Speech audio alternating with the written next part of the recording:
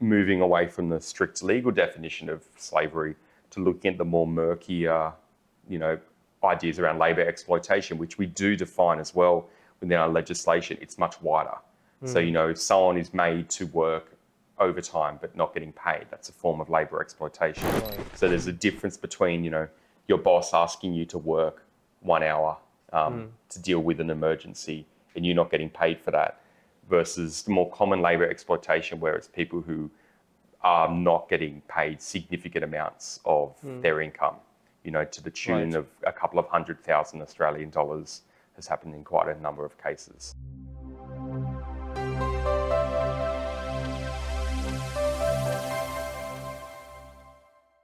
Hello and welcome to this new episode of FEB's Talk.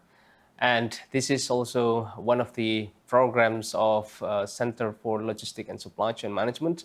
So today we have Dr. Jonathan McCoy. He's a professor in the University of Wollongong, and he's also a visiting professor here teaching at our Global Summer Week program. And we will have a conversation about a topic, a research topic that you are interested in, and it's about modern slavery, right? And this is, I think it's a really fascinating topic. So, Johnny, thank you so much for your time. It's early in the morning. Yeah, and thank you very much as well for visiting us here in Yogyakarta. So, Johnny, we are interested in knowing further about and understanding further about modern slavery. So could you please explain a little bit about what is modern slavery, basically, and how is it different from the old slavery? Absolutely. Well, thank you, Luluk, and it's great, to be here as well. It's, I studied at UGM 11 years ago, so it's great to actually be able to come back and be part of Global Summer Week. So, as you said, my research really looks at this idea of modern slavery, and it's a phrase that I say to a lot of people, and everyone asks me the same question: what does it mean by modern slavery? Essentially, whenever people talk about slavery and talk about slavery in the context of organizations and businesses, people usually think of historic slavery, like the transatlantic slave trade, and other forms of servitude that are quite known historically. And many people aren't aware of the numbers of individuals who fall into those same categories of slavery to this day. The main difference, though, between historic slavery and modern or contemporary slavery is historic slavery was actually legal. It was, allowed and permissible by states around the world. The United States, as an example, where it was, legally permitted and encouraged and accepted to own people.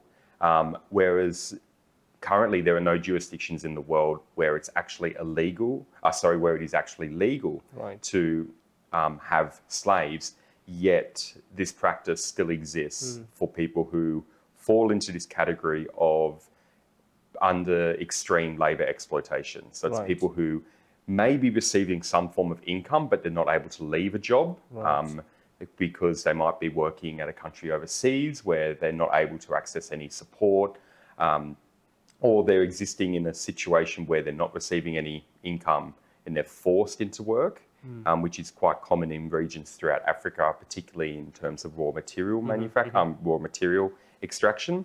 And currently there's estimates of around about 49 to 50 million people who fall into this category of modern slavery. But that does include about 20 million people who fall into the category of forced marriage. So when these levels of data are captured at an international level, it includes both forced labour exploitation, which is probably the image that people have when they think of slavery, like people being made to work either under duress or not able to receive payment.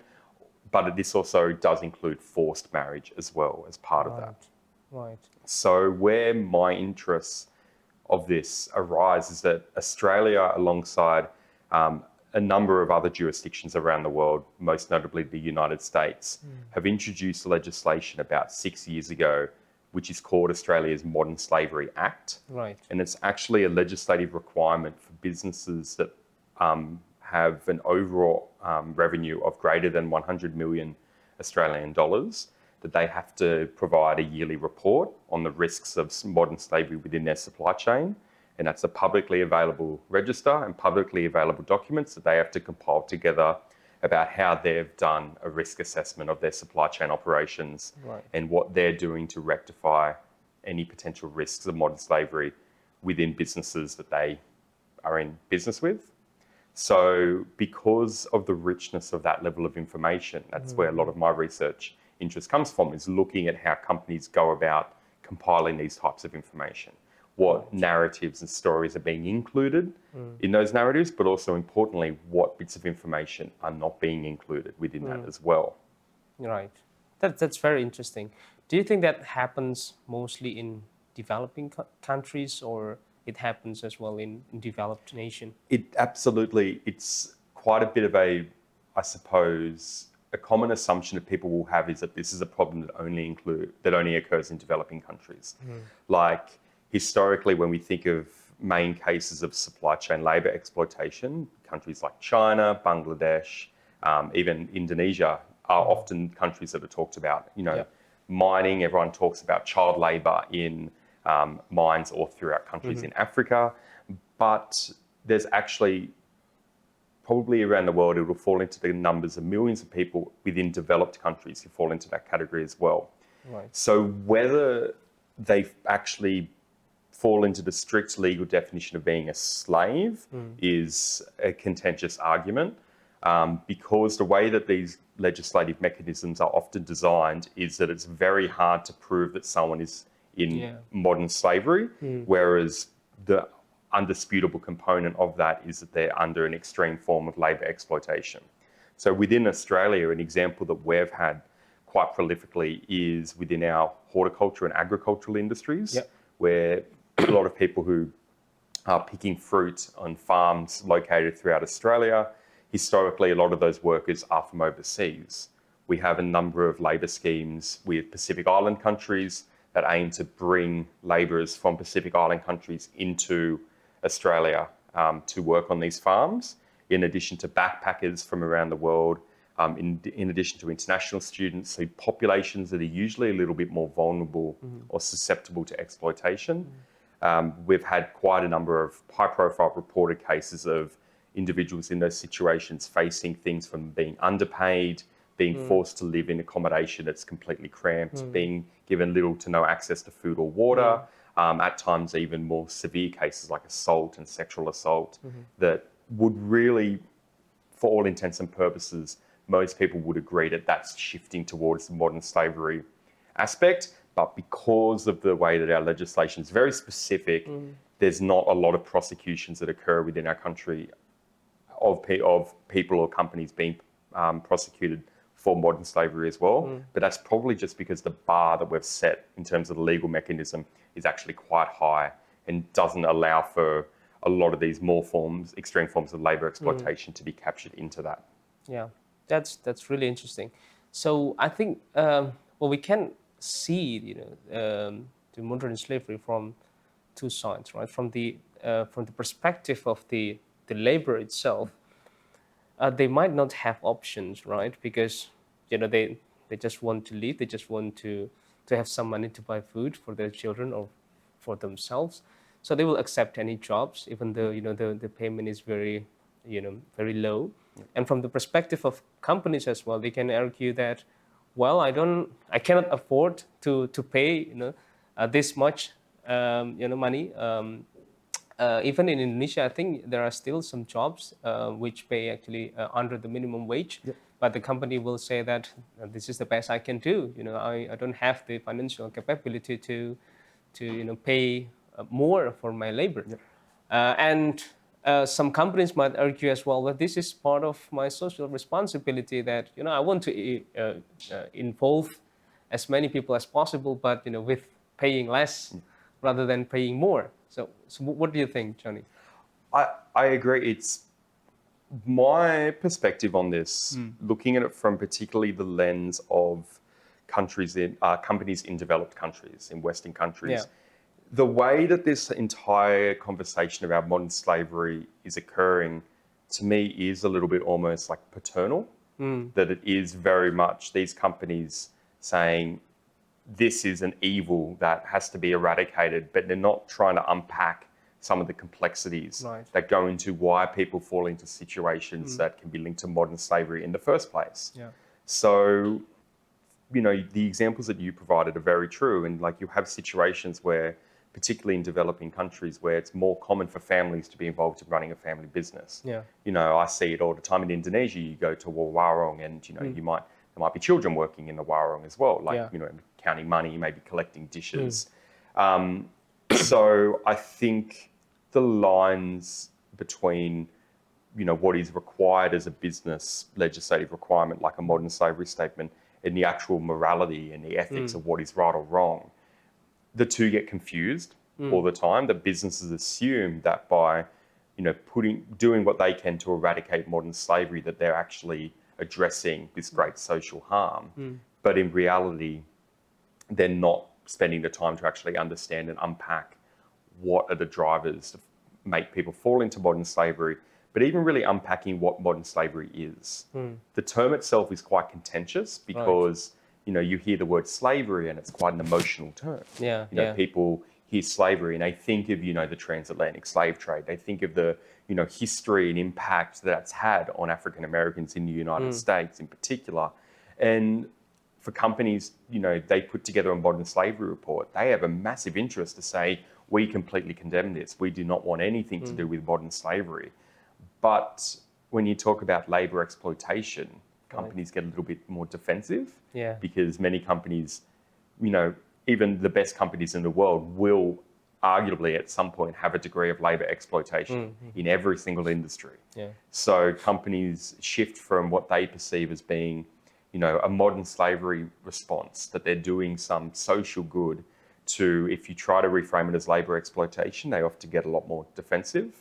And we see that in Australia in particular, that a lot of the big companies, particularly large supermarkets, who will have these really long public relation driven statements about what they're doing to combat modern slavery.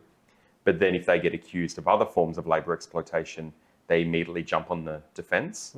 So I think it's one of those things, particularly when it comes to businesses that operate or have supply chains in developing countries, that actually need to spend the time to unpack what labor exploitation looks like in that region. Because what is labor exploitation in Australia is going to look very different to what it might be in Indonesia. Because the point you raised with the money as well. So in Australia, the minimum wage, I believe, is about $15 Australian dollars an hour, which is about 150,000 rupiah. So if an individual works 20 hours, that's the minimum wage that a worker in Jogja will receive, about 2 million rupiah. So if you say to someone in Australia that they're going to work for an entire month and get $400, for people who understand Australian law, that's a breach of the legal requirement to pay a minimum wage. But for people from parts of the world who might come into the country, international students often fall into this, it's actually an attractive option because it's still much more than they could have received back in their home countries. So those kind of complexities really factor into it, because individuals will do what they feel like they need to do to best support themselves, to best support their family. So you're going to find these these sort of nuanced narratives that individuals are creating, where it's not going to be as simple as a binary right or wrong when it comes to looking at modern slavery. Right. So interesting. So in Australia, so the criteria to say that this is modern slavery is based on the minimum wage. No, it's not necessarily. So in the Australian context, and I do want to clarify, I'm not a lawyer or a legal expert, but in the Australian context, to meet the criteria of someone being regarded as a slave or a modern slave, is that it has to tick particular parts of our criminal code, which talk about things such as an inability of someone to change positions, or there needs to be some degree of ownership. And how that ownership is defined, it's really on a case-by-case basis. Quite commonly, the prosecuted cases that we've seen in Australia based on modern slavery have been people who have worked as servants in households. So you'll have someone who has worked in a household for 10, 15 years, right. quite often international. They won't have access to their passport. They're often not paid or underpaid. So because that person isn't able to leave, they're not able to look for a new job because the household owns their passport. They have to work to pay that off, which is debt bondage, which is a form of modern slavery. So those few cases, and we're talking a handful of cases, have actually met the criteria for being regarded in the eyes of the Australian legislation as a modern slave. But in practice, when you start moving away from the strict legal definition of slavery to looking at the more murkier, ideas around labour exploitation, which we do define as well within our legislation, it's much wider. So, if someone is made to work overtime but not getting paid, that's a form of labour exploitation. Right. But generally we view it as a scale. So there's a difference between, your boss asking you to work 1 hour to deal with an emergency and you're not getting paid for that, versus the more common labour exploitation where it's people who are not getting paid significant amounts of their income, to the tune of a couple of $100,000 Australian dollars has happened in quite a number of cases. Right. Do you think that having a contract will solve the problem, or not necessarily? That's a really good question. So I think because a contract obviously operates as a legally binding document, I think in many cases that, particularly from the Australian example, the lack of a contract has led to labour exploitation. So, because a contract sets out, the span of hours, the payments you're receiving, the other types of conditions tied to the nature of employment, properly designed and legally enforceable contracts would be a way to reduce that.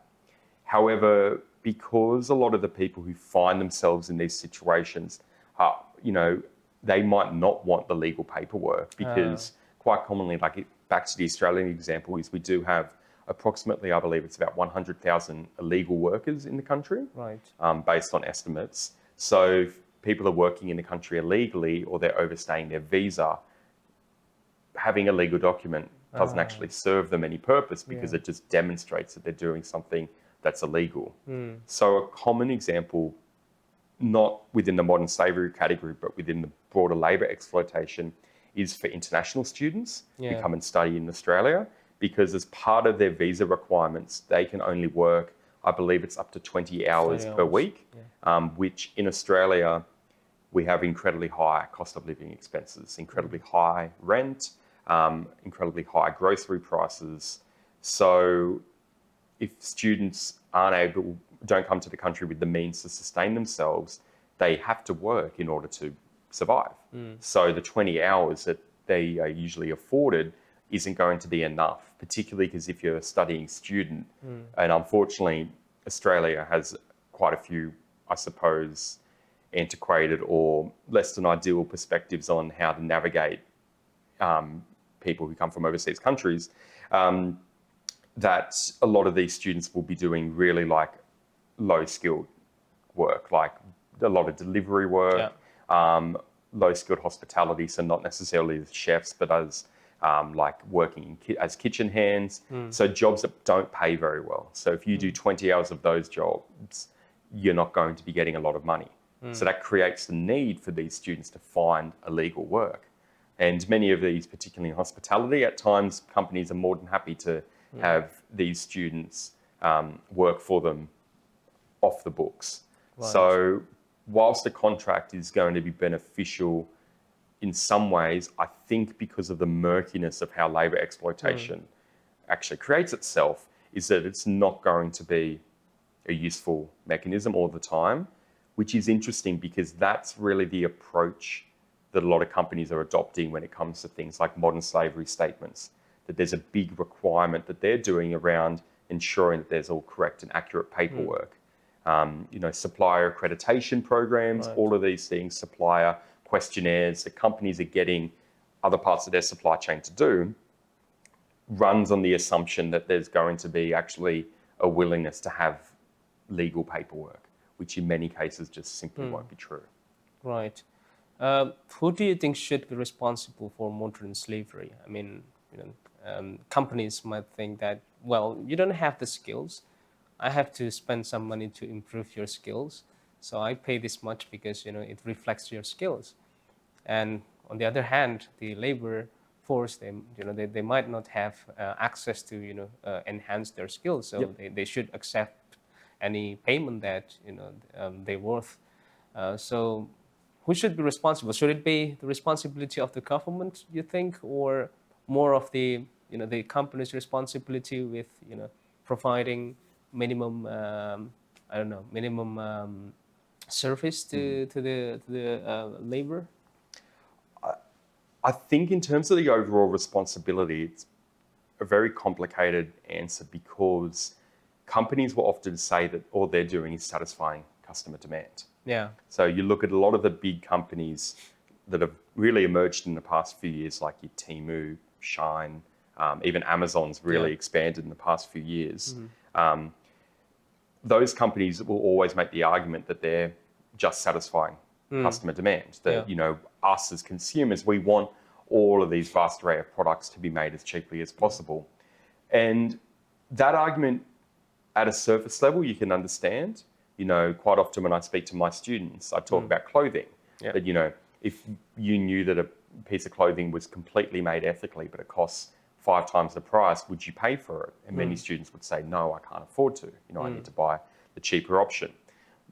But I think that perspective and that narrative ignores the fact that customer demand is actually created by these companies as well. Yeah. So, before we had all of these abilities to order products at the absolute tip of our fingers on our phones, we weren't, in early 2000s, I wasn't walking around the street going, oh, I wish I had an app on my phone that I could order something, because the technology simply just didn't exist. So these companies that will turn around and say they're only satisfying customer demand actually have designed themselves to operate in this exploitative business model that makes us as consumers need to constantly be buying new things. Everyone needs to have the latest technology. Everyone needs to have the latest smartphone or the latest smartwatch. Because of that demand that's being driven and promoted by these companies, it then creates that need for those supply chains to exist in the first place. So I think a lot of the onus is on the companies, but I don't think there's ever going to be a willingness for these large companies, particularly large-scale companies across the world, like Amazon's, for example. They're not going to want to stop what they're doing.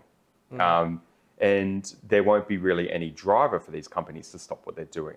So government intervention obviously works quite effectively in terms of trying to combat the more egregious cases of things like modern slavery.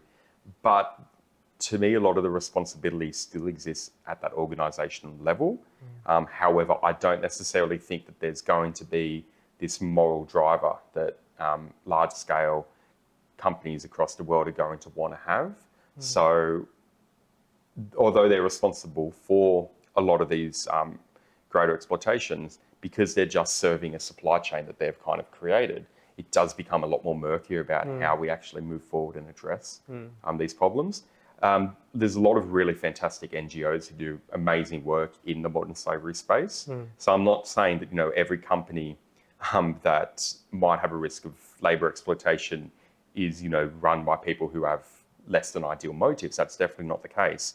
But it's about how can we actually sort of harness or tap into the intrinsic good that a lot of people have when it comes to these issues, but how can we actually channel that good, and how can we organise and mobilise that good when it comes to facing against companies that really do want to just promote their own growth, no matter the cost. So well, obviously the supply chain needs to be the traceability system should be very good to see whether there is any indication of modern slavery across the supply chain, right? So how good is the traceability system, in the supply chain in general, do you think, in Australia in particular? I know that in Indonesia it will be very difficult and expensive to sort of trace, where your products come from, and it takes time, obviously, to for companies and also for other supply chain actors to develop that, full traceability. So, what do you think? I definitely think so. Traceability, I think, is probably one of the most key and effective solutions to trying to unpack particular issues with labour exploitation. But where it's always going to run into problems, and this is the same with the Australia case, like we have a lot of really good traceability for products throughout the supply chains in Australia. Yeah. But the vast majority of companies import goods from all around the world. So whilst traceability is effective in terms of tracking the product itself, we don't seem to necessarily be there in terms of actually having effective ways of understanding and unpacking labour exploitation throughout its entire supply chain.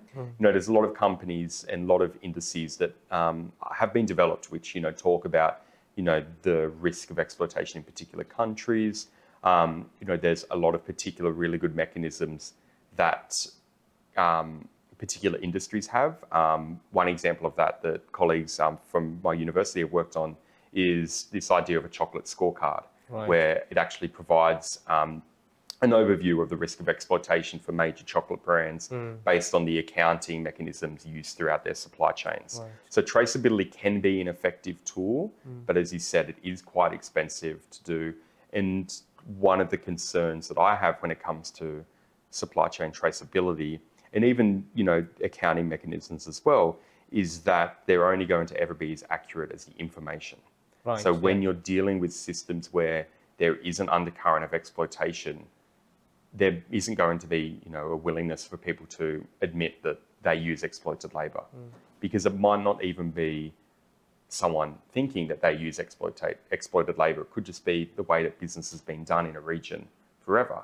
Going back to the examples you talked about with Indonesia, where, someone employs everyone in a particular region, even though they're not getting paid correctly, is that a greater moral good than if only half those people were paid properly and the rest were actually living in destitute? So because, those kind of, I suppose, ethical or moral considerations we don't often take into account when it comes to things like, supply chain traceability, I think in order to make these systems as effective as they can, we need to start embedding some more discussions around ethics and morality, and importantly, whose ethics, whose morality. So it's not just, companies in countries like Australia saying this is the morally right thing to do, because that actually has been kind of what's brought us into this situation in the first place, that we have developed countries who operate from the perspective that they have moral superiority and they know what the right way to do business is. And that's actually led really to the mass exploitation of not only extraction of raw materials, but exploitation of workers in developing countries throughout the world. Right. That's very interesting. So my last question. So what's your current research related to modern slavery, and what do you think, the future research should be in this area? So there's plenty of really interesting research coming out of this space. So it's a really fascinating area to be working in, and particularly looking at how it's all emerging. So what I'm doing in particular at the moment, I'm looking at how large companies in Australia construct these narratives of what they view as being effective modern slavery statements, and how they use these statements as like a public tool, whilst at the same time also committing forms of labour exploitation themselves. So kind of contrasting modern slavery as this like feel-good exercise that companies can say, look at what we're doing to reduce modern slavery. But, the example I'm looking at is supermarkets. So in Australia, we have supermarkets where there's a very high amount of market power that they hold. And therefore the relationships that they have with suppliers, there's a lot of power imbalances that occur. In addition, large-scale supermarkets in Australia have noted historical cases of mass wage theft, which is essentially when workers have not been paid the correct entitlements that they were eligible to. So contrasting those narratives with these modern slavery statements, which is all about the good that they're providing, I think offers a unique insight into like this paradoxical perspective that many companies hold, where modern slavery, because of the emotiveness of the statement, actually means that companies aren't looking at the issue of labour exploitation more in a holistic way. They're just focusing on what they need to do to meet the legislative requirements as well. So that's one area of the research I'm looking at the moment in modern slavery. Right. So what do you think the future research should be? I mean, can we relate modern slavery to other aspects of the supply chain operations? Yeah, absolutely. So I think in terms of, from a supply chain perspective, a lot of the ideas around modern slavery, mass labour exploitation, traditionally have looked at the raw material end of the supply chain. There hasn't been, as far as I know, there isn't a lot of research that's talking about supply chain in the support functions, so particularly in logistics. Yeah. So in global shipping, there is known to be massive issues with the use of indentured servitude. But there hasn't been the same degree of wide-scale research into the support functions, warehouse workers and exploitation. It's often focused on manufacturing or raw material extraction. So I think as modern slavery research sort of moves along different components of the supply chain, and in particular downstream, which really doesn't occur too much about, we often view supply chain slavery as something that occurs in upstream components. But if we're a company that, is providing a good or service that goes downstream, what's the actual risk of slavery occurring in those downstream nodes, which for many companies just isn't a consideration that they will have. Waste is, in terms of environmental sustainability, very much there's a focus on what's the impact of the product or services in terms of the waste that might be generated from them. But in terms of things like modern slavery, labour exploitation, I don't feel like that conversation about downstream impacts is happening anywhere near as much as the upstream. That's great. Thank you so much, Johnny. So it's been a very interesting discussion with you. So I hope what we have discussed actually inspires us as well to do research and to explore more about this interesting area of modern slavery and how it relates to your area of research as well.